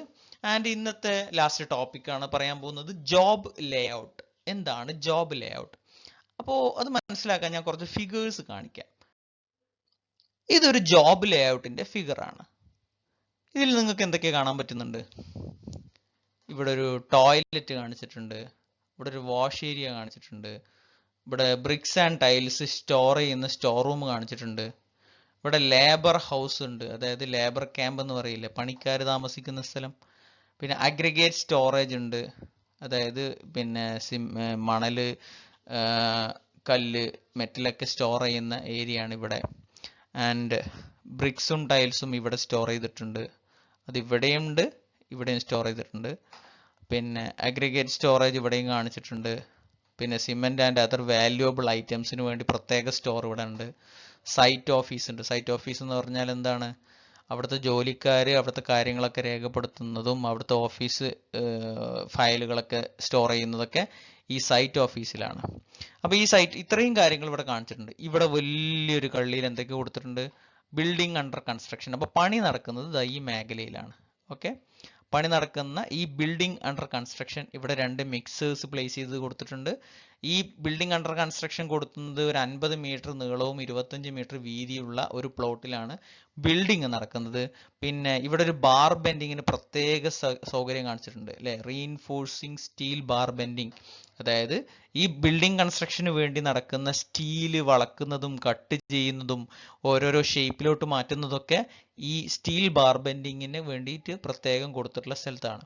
പിന്നെ ഇതാ ഇവിടെ പ്രത്യേകം വേറെ കാര്യം, റീഇൻഫോഴ്സിങ് സ്റ്റീൽ സ്റ്റോർ ചെയ്യാൻ വേണ്ടി ഇവിടെ പ്രത്യേകം സ്ഥലം കൊടുത്തിട്ടുണ്ട്. അപ്പൊ ഇവിടെ ഒരു എൻട്രൻസ് ഉണ്ട്, റോഡ് ഉണ്ട്. ഇപ്പൊ ഇതെന്താണ്? ഇതിൽ നമുക്ക് എന്താണ് മനസ്സിലാക്കേണ്ടത്? ഇതൊരു ജോബ് ലേ ഔട്ട് ആണ്. ഇത് അവിടെ കൊടുത്തിട്ടുണ്ടല്ലോ, job layout for a multi storeyed building. ഒരു ബഹുനില കെട്ടിടത്തിന് വേണ്ടിയിട്ടുള്ള ജോബ് ലേ ഔട്ട് ആണ് ഇത് എന്നാണ് പറഞ്ഞിട്ടുള്ളത്. ഒരു കൺസ്ട്രക്ഷൻ പ്രോജക്റ്റ് നിങ്ങൾ ഏറ്റെടുക്കാൻ പോവുകയാണെങ്കിൽ, അപ്പോൾ നിങ്ങൾക്ക് ആ സൈറ്റ് അറിയാം, സൈറ്റ് പോയി കണ്ടിട്ടുണ്ട്, കൺസ്ട്രക്ഷൻ എവിടെയാണ് നടക്കുന്നത്, ആ പ്ലോട്ടിന്റെ ഏകദേശം നടുവിലായിട്ടാണ് ബിൽഡിങ്ങിന്റെ കൺസ്ട്രക്ഷൻ നടക്കാൻ പോകുന്നത്. നിങ്ങൾ ഒരുപാട് വസ്തുക്കളായിട്ട് ഡീൽ ചെയ്യാൻ പോകുന്നതാണ്. സ്റ്റീല് വേണം, സിമെന്റ് വേണം, അഗ്രിഗേറ്റ്സ് ഉണ്ടാവും, അവിടെ ഒരുപാട് പണിക്കാർ വരുന്നുണ്ട്, അവിടെ ഒരുപാട് equipments, lorry, JCB, tower crane പോലെ ഒരുപാട് സാധനങ്ങൾ നിങ്ങൾ ഈ സൈറ്റിൽ കൊണ്ടുവരാൻ സാധ്യതയുണ്ട്. ഇപ്പൊ നമ്മളൊരു വീട്ടിലേക്ക് സാധനം കൊണ്ടുവരുന്ന പോലെ കൺസ്ട്രക്ഷൻ സൈറ്റിലേക്ക് സാധനം കൊണ്ടുവരാൻ പറ്റുമോ? പറ്റൂല. എല്ലാ സാധനങ്ങളും കൃത്യമായി അടുക്കും ചിട്ടയോടും കൂടെ സ്പേസ് ചെയ്ത് വെച്ചാൽ മാത്രമേ എഫിഷ്യൻ്റ് ആയിട്ട് സ്മൂത്ത് ആയിട്ട് അത് ഉപയോഗിക്കാൻ പറ്റുള്ളൂ. ഒരു ദിവസം മണൽ കൊണ്ടുവന്നിട്ടൊരു മൂലക തട്ടി, പിറ്റേ ദിവസം മണൽ കൊടുന്ന് അപ്പുറത്ത് തട്ടി, പിന്നെ മെറ്റൽ കൊടുന്ന് പുറത്ത് തട്ടി, അങ്ങനെ ഈ പണി നടക്കുന്ന സമയത്ത് എവിടുന്ന് എന്തെടുക്കണം എന്ന് ഒരു ആശയക്കുഴപ്പമുണ്ടാവും. അവസാനം ഒരുപാട് വസ്തുക്കൾ വേസ്റ്റ് ആയി പോകും, വർക്ക് സ്മൂത്ത് ആയിട്ട് മുന്നോട്ട് പോകാത്ത അവസ്ഥ വരും. ഒരു ജോലിക്കാരൻ പോയി വേറെ ജോലിക്കാരൻ വന്നു കഴിഞ്ഞാൽ അയാൾക്ക് എന്തൊക്കെ എവിടെയൊക്കെ നടക്കുന്നു എന്ന് മനസ്സിലാവാൻ ഒരു ബുദ്ധിമുട്ടുണ്ടാവും. അപ്പോൾ ഈ ഒരു ജോബ് ലേ ഔട്ട്, ഇപ്പോൾ ഈ ഒരു കൺസ്ട്രക്ഷൻ സൈറ്റ് നിങ്ങൾക്ക് അസ്യൂം ചെയ്യാൻ പറ്റുന്നില്ല മൈൻഡിൽ. ഇപ്പോൾ നിങ്ങൾ നാളെ ഈ സൈറ്റിലേക്ക് ജോലിക്ക് പോവാണെന്ന് വിചാരിക്കുക. അപ്പൊ നിങ്ങൾക്ക് ഈ ജോബ് ലേ ഔട്ട് കണ്ടാൽ തന്നെ മനസ്സിലാവും, എൻട്രൻസിന്റെ അവിടുന്ന് എവിടേക്ക് പോയാലാണ് എനിക്ക് വാഷ്റൂം എത്താൻ പറ്റുക, അല്ലെങ്കിൽ ലേബർ ക്യാമ്പിലേക്ക്, ലേബർ ഹൗസിംഗിലേക്ക് പോകാൻ ഞാൻ എവിടേക്ക് പോകണം. അപ്പോൾ ഒരു കൺസ്ട്രക്ഷൻ നടക്കുന്ന സൈറ്റിന് വേണ്ടിയിട്ട് അവിടെ കാര്യങ്ങൾ എങ്ങനെയൊക്കെ നടക്കുന്നു, എന്തൊക്കെ എവിടെയൊക്കെ വെച്ചിട്ടുണ്ട് എന്ന് കാണിക്കുന്ന ഈ ഒരു ഡ്രോയിങ്ങിന് പറയുന്ന പേരാണ് എന്ത്? ജോബ് ലേ ഔട്ട്. മനസ്സിലായല്ലോ? കൺസ്ട്രക്ഷൻ സൈറ്റിൽ എന്തൊക്കെ എവിടെയൊക്കെ പ്ലേസ് ചെയ്തിട്ടുണ്ട്, എങ്ങനെയൊക്കെയാണ് കാര്യങ്ങൾ അറേഞ്ച് ചെയ്തിട്ടുള്ളത് എന്ന് കാണിക്കുന്ന ഡ്രോയിങ്ങിന് പറയുന്ന പേരാണ് ജോബ് ലേ ഔട്ട്. ഓക്കെ, ഇതൊരു വേറെ ജോബ് ലേ ഔട്ടാണ്. ഞാൻ കുറച്ച് എക്സാമ്പിൾസിന് കാണിച്ചു തരികയാണ്. അപ്പോൾ ഇവിടെ ഒരു വർക്ക് ഏരിയ ഉണ്ട്.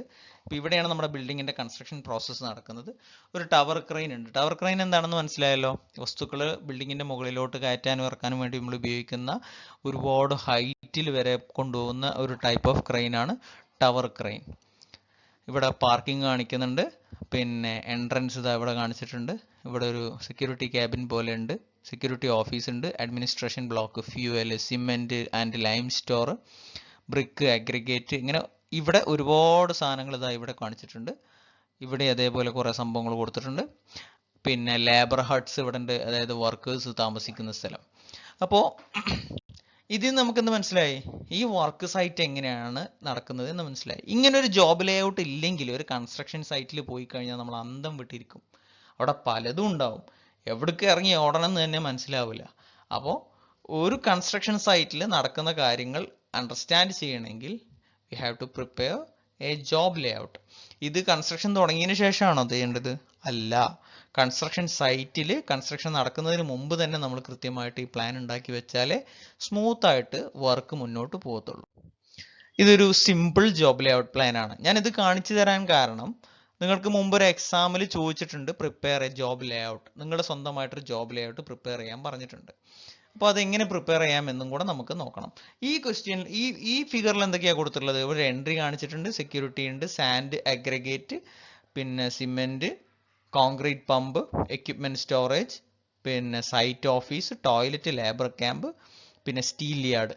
അപ്പോൾ നമ്മളിപ്പോൾ ഒരു 2-3 ഫിഗേഴ്സ് കണ്ടല്ലോ അല്ലേ? ഇത് നമുക്ക് മനസ്സിലാക്കേണ്ട ഒരു പ്രധാനപ്പെട്ട കാര്യം, ഒരു സെക്യൂരിറ്റി ഓഫീസ് ഉണ്ടാവുന്നത് നല്ലതാണ് അല്ലേ? ഒരു ജോബ് ലേ ഔട്ട് വരക്കുന്ന സമയത്ത് ഒരു ബിൽഡിംഗ് ലേ ഔട്ട്, അതായത് നമ്മൾ കൺസ്ട്രക്ഷൻ നടക്കുന്ന ഭാഗം കാണിക്കണം, ഒരു സെക്യൂരിറ്റി ഓഫീസ് കാണിക്കണം, പിന്നെ മെറ്റീരിയൽ സ്റ്റോറേജ് കാണിക്കണം. അതിൽ അഗ്രിഗേറ്റ് വരും, സാൻഡ് വരും, സിമെന്റ് വരും, സ്റ്റീലൊക്കെ വരും. ഇതൊക്കെ കാണിക്കണം. അതേപോലെ ഒരു സൈറ്റ് ഓഫീസ് കാണിക്കണം, ഒരു എക്യുപ്മെന്റ് സ്റ്റോറേജ് എന്ന് പറഞ്ഞു കഴിഞ്ഞാൽ ഒരുപാട് എക്യുപ്മെന്റ്സ് നമ്മൾ കൺസ്ട്രക്ഷനിൽ യൂസ് ചെയ്യുന്നുണ്ട്. എന്തൊക്കെയായിരിക്കും അത്? സ്റ്റീൽ കട്ടർ, പിന്നെ chipping machine, driller, JCB, loader, excavator, അങ്ങനെ ഒരുപാട് എക്യുപ്മെന്റ്സ് കൺസ്ട്രക്ഷൻ യൂസ് ചെയ്യുന്നുണ്ട്. അവയ്ക്കൊക്കെ ഒരു സ്റ്റോർ റൂം ഉണ്ടാവും. അപ്പോൾ അതൊക്കെ നമ്മൾ എന്ത് കാണിക്കണം? പിന്നെ കോൺക്രീറ്റ് പമ്പ് എന്ന് പറഞ്ഞാൽ എന്താണ്? കൺസ്ട്രക്ഷൻ നടക്കുന്ന ബിൽഡിങ്ങിന്റെ മുകളിലോട്ട് കോൺക്രീറ്റിനെ പമ്പ് ചെയ്ത് കയറ്റുകയാണ് ചെയ്യാം. അതല്ലെങ്കിൽ ടവർ ക്രെയിൻ ഉപയോഗിച്ചിട്ട് കോൺക്രീറ്റ് ചെയ്യാം, അതല്ലെങ്കിൽ കോൺക്രീറ്റ് പമ്പ് ഉപയോഗിച്ച് ചെയ്യാം. അപ്പോൾ ഈ കോൺക്രീറ്റ് പമ്പ് മിക്കവാറും കൺസ്ട്രക്ഷൻ നടക്കുന്നതിനോട് ചേർന്നിട്ടായിരിക്കും സെറ്റ് ചെയ്തിട്ടുണ്ടാവുക. അപ്പോൾ ആ കാര്യങ്ങൾ ഈ കൺസ്ട്രക്ഷനോട് ചേർന്നിട്ട് കാണിക്കണം. അപ്പോൾ ഒരു ഏകദേശം ഒരു രൂപം കിട്ടിയല്ലോ. ലേബർ ക്യാമ്പ് കാണിക്കണം, ടോയ്ലറ്റ് കാണിക്കണം, വാഷ്റൂം ഉണ്ടെങ്കിൽ അത് കാണിക്കണം. അപ്പോൾ ഇത്രയും കാര്യങ്ങളൊക്കെയാണ് നമുക്കൊരു ജോബ് ലേ ഔട്ടിൽ ഉൾപ്പെടുത്താനുള്ളത് എന്ന് കാണിക്കാൻ വേണ്ടിയിട്ടാണ് ഞാൻ ഇത്രയും ഫിഗേഴ്സ് നിങ്ങളുടെ മുന്നിൽ അവതരിപ്പിച്ചത്. ഇത് മറ്റൊരു ഫിഗറാണ്. ആവശ്യമുള്ളവർക്ക് വീഡിയോ പോസ് ചെയ്തിട്ട് ഓരോ കാര്യങ്ങളൊന്ന് വായിച്ച് മനസ്സിലാക്കാം. So what is a job layout? It is a scaled drawing of proposed construction site showing all relevant features such as entry, exit to the site, storage areas for materials, contractor's office, area keeping for equipment such as mixers, barbending area, emergency services, labor housing, toilets, etc. അപ്പോൾ ഇതിൽ നമ്മൾ അറിഞ്ഞിരിക്കേണ്ട point എന്താണ്? It is a scaled drawing. നമ്മൾ ഒരു map അല്ലെങ്കിൽ ഒരു plan പോലെ ഉണ്ടാക്കിയതാണ് for the proposed construction site, work നടക്കാൻ പോകുന്ന കൺസ്ട്രക്ഷൻ സൈറ്റിന്റെ. അപ്പോൾ വർക്ക് നടക്കാൻ പോകുന്ന കൺസ്ട്രക്ഷൻ സൈറ്റിന്റെ ഒരു സ്കെയിൽഡ് ഡ്രോയിങ് ആണ് ഷോയിങ്. അത് എന്തൊക്കെ കാണിക്കുന്നു? ഓൾ ദ റെലവന്റ് ഫീച്ചേഴ്സ്, എല്ലാ അത്യാവശ്യ ഡീറ്റെയിൽസും ആ ജോബ് ലേ ഔട്ടിൽ നിർബന്ധമായിട്ടുണ്ടായിരിക്കണം. സച്ച് ആസ്, എന്തൊക്കെയാണ് അതിന്റെ എക്സാമ്പിൾ പറയുന്നത്? എൻട്രി, അതിലോട്ടുള്ള പ്രവേശനം, എക്സിറ്റ്, സൈറ്റിൽ നിന്നും പുറത്തു പോകുന്ന വഴി, സ്റ്റോറേജ് ഏരിയാസ്, വ്യത്യസ്ത സാധനങ്ങൾ എവിടേക്കാണ് വെച്ചിട്ടുള്ളത്, കോൺട്രാക്ടേഴ്സ് ഓഫീസ്, സൈറ്റ് ഓഫീസുകൾ എവിടേക്കാണ് പ്ലേസ് ചെയ്തിട്ടുള്ളത്, ഏരിയ ഓഫ് കീപ്പിംഗ് എക്യുപ്മെന്റ്സ്, വ്യത്യസ്ത എക്യുപ്മെന്റ്സ് വെക്കുന്ന സ്ഥലങ്ങൾ എവിടേക്ക്, ബാർബെൻഡിങ് ഏരിയ, സ്റ്റീൽ വർക്ക് ചെയ്യുന്ന ഏരിയ എവിടെയാണ്, എമർജൻസി സർവീസസ്, എന്തെങ്കിലും അത്യാഹിതങ്ങൾ സംഭവിച്ചു കഴിഞ്ഞാൽ അവർക്ക് കൊടുക്കുന്ന മെഡിക്കൽ ഫെസിലിറ്റീസ് എന്തൊക്കെ, ഫസ്റ്റ് എയ്ഡ്സ് എന്തൊക്കെ എന്നുള്ള കാര്യങ്ങൾ, ലേബർ ഹൗസിംഗ്, ജോലിക്കാർ താമസിക്കുന്നത് എവിടെ, ടോയ്ലറ്റ് ഫെസിലിറ്റീസ്, വാഷ്റൂം, ക്യാൻറ്റീൻ, അങ്ങനെ ആ കൺസ്ട്രക്ഷൻ സൈറ്റിൽ ഉപയോഗിക്കുന്ന വ്യത്യസ്ത സംഭവങ്ങൾ പ്ലേസ് ചെയ്തിട്ടുള്ള സൈറ്റിന്റെ സ്കെയിൽഡ് ഡ്രോയിങ്ങിനെയാണ് ജോബ് ലേ ഔട്ട് എന്ന് പറയാം. It is imperative that every construction project should be organized and executed in the most economical and safest manner. വളരെ നിർബന്ധമാണ് ഓരോ കൺസ്ട്രക്ഷൻ പ്രോജക്റ്റും കൃത്യമായി ഓർഗനൈസ് ചെയ്ത് അത് കൃത്യമായി സാമ്പത്തികമായി ലാഭം ഉണ്ടാവുന്ന രീതിയിൽ പ്രശ്നങ്ങളും ഒന്നുമില്ലാതെ സേഫ് ആയിട്ട് എക്സിക്യൂട്ട് ചെയ്യൽ വളരെ നിർബന്ധമായിട്ടുള്ള ഒരു കാര്യമാണ്. അതിന് ഏറ്റവും കൂടുതൽ സഹായിക്കുന്ന ഒരു സാധനം കൂടിയാണ് ഇത് job layout. To aid the smooth execution of the project, project കൃത്യമായിട്ട് സ്മൂത്ത് ആയിട്ട് മുന്നോട്ട് പോവാൻ job layout is prepared to help that. അതിനെ സഹായിക്കാനാണ് ജോബ് ലേഔട്ട് പ്രിപ്പയർ ചെയ്യുന്നത്. അപ്പോൾ ഒരു ഏകദേശ അർത്ഥം മനസ്സിലായി എന്ന് ഞാൻ വിചാരിക്കുന്നു. And advantages of job layout ആണ് ഇനി പറയാൻ പോകുന്നത്. ഒന്ന്, smooth and economical working of the project. Project smooth ആയിട്ടും സാമ്പത്തിക ലാഭമുള്ള രീതിയിലും വർക്ക് ചെയ്യണം. വേസ്റ്റേജ് കുറച്ച് ആവശ്യത്തിനുള്ള സ്റ്റോറേജുകളെല്ലാം കണ്ട് എല്ലാം മുൻകൂട്ടി കണ്ടിട്ട് ചെയ്യുന്ന രീതിയായിരിക്കും ജോബ് ലേഔട്ടിൽ ഉണ്ടാവുക. Reduces the completion time of the project. അങ്ങനെ വെൽ പ്ലാൻഡ് ആയിട്ട് നമ്മൾ പ്രോജക്റ്റ് ആയിട്ട് മുന്നോട്ട് പോകുന്ന സമയത്ത് കൺസ്ട്രക്ഷൻ പ്രോജക്റ്റിന്റെ ടൈം കുറഞ്ഞു കിട്ടും. Provides more safety in the working of the project. കൃത്യമായിട്ട് ആളുകൾക്ക് എല്ലാ കാര്യങ്ങളും എവിടെയാണെന്ന് അറിയുന്നത് കൊണ്ടും സേഫ്റ്റി മാക്സിമത്തിലായിരിക്കും പോകുന്നത്.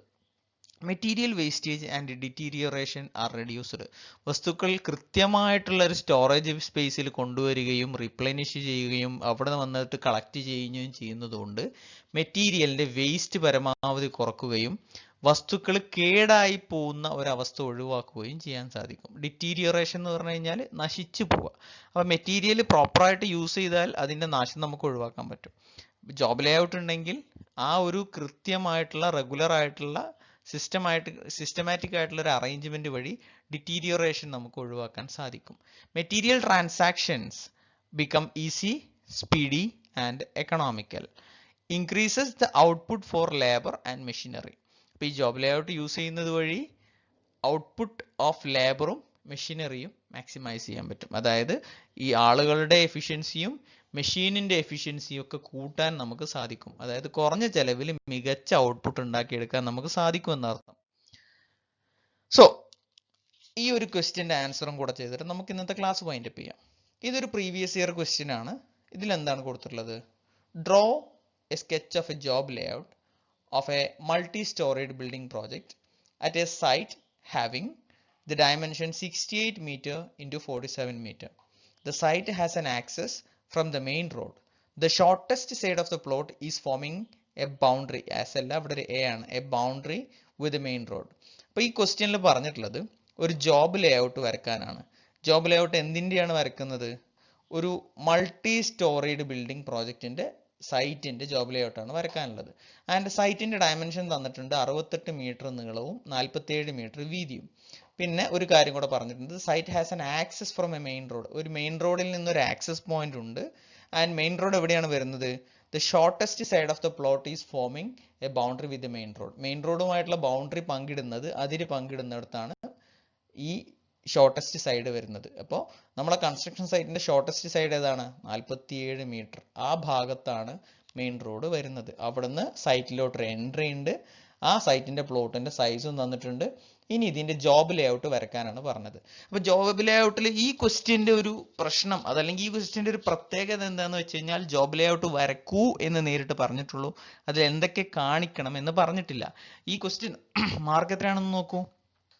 7 മാർക്കിനാണ് ഇത് ചോദിച്ചിട്ടുള്ളത്. 7 മാർക്ക് എന്ന് പറഞ്ഞു കഴിഞ്ഞാൽ നല്ല മാർക്കല്ലേ. 40 മാർക്ക് ബേസിക് സ്കോർ ചെയ്യുന്നതിൽ 7 മാർക്ക് സിമ്പിൾ ആയിട്ടാണ് നിങ്ങൾക്ക് കിട്ടാൻ പോകുന്നത്, ഇങ്ങനെ ഈ ക്വസ്റ്റ്യൻ ചോദിക്കുകയാണെന്നുണ്ടെങ്കിൽ.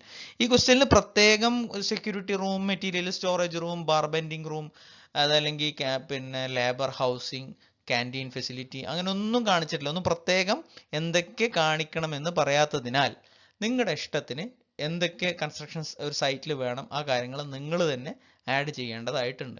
അപ്പോൾ നമ്മൾ ഇതിന് മുമ്പ് ഒരു 3-4 എക്സാമ്പിൾസ് കണ്ടല്ലോ. ഒരു കൺസ്ട്രക്ഷൻ സൈറ്റിൽ എന്തൊക്കെ കാണിക്കണം, ഒരു ജോബ് ലേഔട്ടിൽ എന്തൊക്കെ കാണിക്കണമെന്ന്, അതിനെ ബേസ് ചെയ്തിട്ട് നിങ്ങൾ ഇതിന്റെ ഉത്തരം ചെയ്യണം. അപ്പം ഞാനൊരു റെഫറൻസ് തരുന്നുണ്ട്, അതും കൂടെ ഒന്ന് നോക്കാം. ക്വസ്റ്റ്യനിൽ തന്നത് പ്രകാരം 2 ഡാറ്റാസ് കൊടുത്തിട്ടുണ്ട്. 68 മീറ്റർ നീളവും 47 മീറ്റർ വീതിയുമുള്ള ഒരു സൈറ്റാണ് നമുക്ക് ഇവിടെ കയ്യിലുള്ളത്. ആൻഡ് അതിൽ ഷോർട്ടസ്റ്റ് ലെങ്ത്തിൽ ആണ് എന്തുള്ളത്? മെയിൻ റോഡുമായിട്ട് അതിരുള്ളത്. ഇവിടെ നിന്ന് ഇങ്ങോട്ടാണ് ആക്സസ് ഉള്ളത്. ഓക്കെ, അപ്പൊ ഇത്രയും കാര്യങ്ങളാണ് ബേസിക് ആയിട്ട് ക്വസ്റ്റ്യനിൽ പറഞ്ഞിട്ടുള്ളൂ. ബാക്കി കാര്യങ്ങൾ നിങ്ങൾ തന്നെ ഫില്ല് ചെയ്യണം. അപ്പൊ ഞാൻ വെറുതെ ഒരു സൈറ്റ് ലേഔട്ട് കാണിച്ചിട്ടുണ്ട്. അപ്പോൾ ഇത് നിങ്ങളുടെ നോട്ട്ബുക്കിൽ കാണണം. ഇതിൽ കാണിക്കേണ്ട കാര്യങ്ങൾ, ഒന്ന് എൻട്രൻസ് ഞാൻ ഇവിടെ മാർക്ക് ചെയ്തിട്ടുണ്ട്. അപ്പോൾ ഇവിടെ ഞാൻ വെറുതെ ഒരു സെക്യൂരിറ്റി റൂം കാണാനാണ് ഉദ്ദേശിച്ചത്. ഇവിടെ ഒരു എന്തെങ്കിലും ഒരു ഫ്യൂവൽ, അതല്ലെങ്കിൽ പവർ, ഇപ്പോൾ കറണ്ട് ഇല്ലാത്ത സമയത്ത് ഈ സെക്യൂരിറ്റി സ്റ്റാഫിന് പോയിട്ട് ഓപ്പറേറ്റ് ചെയ്യാൻ പറ്റുന്ന രീതിയിൽ ഒരു ജനറേറ്റർ റൂം അല്ലെങ്കിൽ ഒരു പവർ റൂം ഫ്യൂലും കാര്യങ്ങളൊക്കെ സ്റ്റോർ ചെയ്യുന്ന fuel storage and power room വേണമെങ്കിൽ ഇവിടെ കൊടുക്കാം. ഞാനിത് എൻ്റെ ഐഡിയക്കുള്ളതാണ് ചെയ്യുന്നത്. ഒരിക്കലും ഇത് വേണം അല്ലെങ്കിൽ ഈ ഒരു പ്ലാനിലോട്ട് ഈ ഒരു ജോബ് ലേഔട്ടിലോട്ട് സ്റ്റിക്ക് ഓൺ ചെയ്യണമെന്ന് ഞാൻ നിങ്ങളോട് പറയുന്നില്ല. ജോബ് ലേഔട്ട് എന്നുള്ളത് എപ്പോഴും അവനവൻ്റെ സ്വന്തം ഐഡിയയിൽ പ്രിപ്പയർ ചെയ്യേണ്ട ഒരു സാധനമാണ്. അപ്പോൾ ഇങ്ങനത്തെ ഒരു ഒരു സൈറ്റ് കിട്ടിക്കഴിഞ്ഞാൽ അവിടെ നിങ്ങൾക്ക് ഇഷ്ടമുള്ള രീതിയിൽ പ്ലാൻ ചെയ്യാം. ഇതിൽ പ്രത്യേകം ബിൽഡിങ്ങിൻ്റെ ഡയമെൻഷൻ പറയാത്തതിനാൽ ഞാൻ അതിൻ്റെ ഏകദേശം സെൻറ്ററിൽ ബിൽഡിംഗ് കൊടുത്തു. പിന്നെ ഇവിടെ കുറേ റെക്റ്റാങ്കിൾസ് കൊടുത്തു. ഇവിടെ വേണമെങ്കിൽ ഇത് വേണമെങ്കിൽ ലേബർ ക്യാമ്പ് ആക്കാം. ഇത് നമുക്ക് വേണമെങ്കിൽ ക്യാൻറ്റീൻ ഫെസിലിറ്റി ആക്കാം. ടോയ്ലറ്റ് ആൻഡ് പിന്നെ ബാത്തിങ് സെറ്റപ്പ് എടുക്കാം. പിന്നെ ഇവിടെ വേണമെങ്കിൽ മെഡിക്കൽ ഫെസിലിറ്റീസ് ആക്കാം. മെറ്റീരിയൽ സ്റ്റോറേജ് ആക്കാം. ബാർ ബെൻഡിങ് ഷെഡ്യൂളിന് വേണ്ടിയിട്ടുള്ള സൗകര്യങ്ങൾ ഒരുക്കാം. പിന്നെ മറ്റ് എക്യുപ്മെൻറ്റ് സ്റ്റോറേജ് ആക്കാം. പിന്നെ ഇത് വേണമെങ്കിൽ ഒരു സൈറ്റ് ഓഫീസ് ആക്കാം. അങ്ങനെ നിങ്ങൾക്ക് ഇഷ്ടമുള്ള രീതിയിൽ ഈ ഒരു സൈറ്റ് പ്ലാനിനെ ഒന്ന് പൊളിച്ച് വരച്ച് കാണിക്കണം. അപ്പോൾ ഇതാണ് നിങ്ങൾക്ക് ഇന്നത്തെ ടാസ്ക്. ഇത് ചെയ്യുന്നതോട് കൂടി നമ്മുടെ ഇന്നത്തെ ക്ലാസ് വൈൻഡപ്പ് ചെയ്യാണ്. ഇപ്പോൾ ജോബ് ലേഔട്ട് എന്താണ്?